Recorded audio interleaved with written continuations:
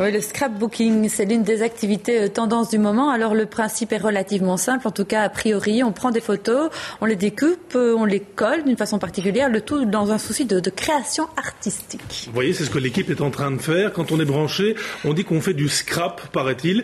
Isabelle fait donc du scrap. Elle était juriste et il y a 5 ans, elle a décidé de tout abandonner pour se reconvertir. Elle propose aujourd'hui des ateliers de scrapbooking. Et vous allez voir avec Sabrine Zorman que c'est le règne de la créativité.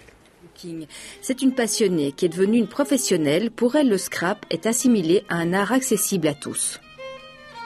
Je pense que c'est un hobby qui touche vraiment aux émotions, puisqu'on parle de photos, donc de souvenirs, et donc on arrive vraiment à l'intimité des gens. Et donc oui, c'est une forme d'art, mais je pense que tout le monde peut s'y essayer et réussir.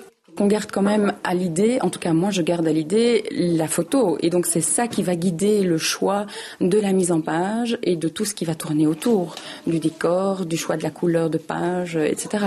Donc c'est vrai qu'on pourrait dire ça dénature, mais non, au contraire c'est vraiment la mise en valeur de la photo, et donc on va toujours chercher quelque chose sur la photo qui va pouvoir être réutilisé, soit dans le décor, soit dans la forme ou quelque chose. Il est clair que le scrap attire à l'heure actuelle des inconditionnels pour qui cette activité va au-delà du bricolage. C'est un hobby, quelque chose que j'aime beaucoup faire en dehors de mon boulot, je vais dire de mon activité professionnelle.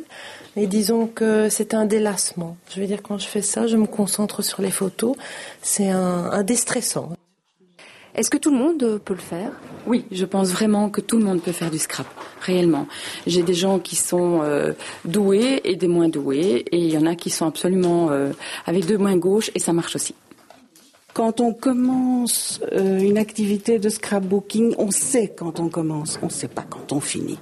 Parce que, ou bien l'inspiration vient immédiatement et en 1 heure de temps, la page est faite, ou bien on a envie de faire quelque chose, on a une idée, mais on ne parvient pas à la gérer.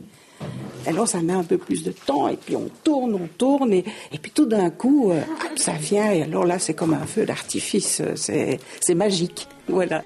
À la lisière des travaux manuels et de l'art photographique, le scrapbooking allie les deux pour en faire une activité à part entière et originale.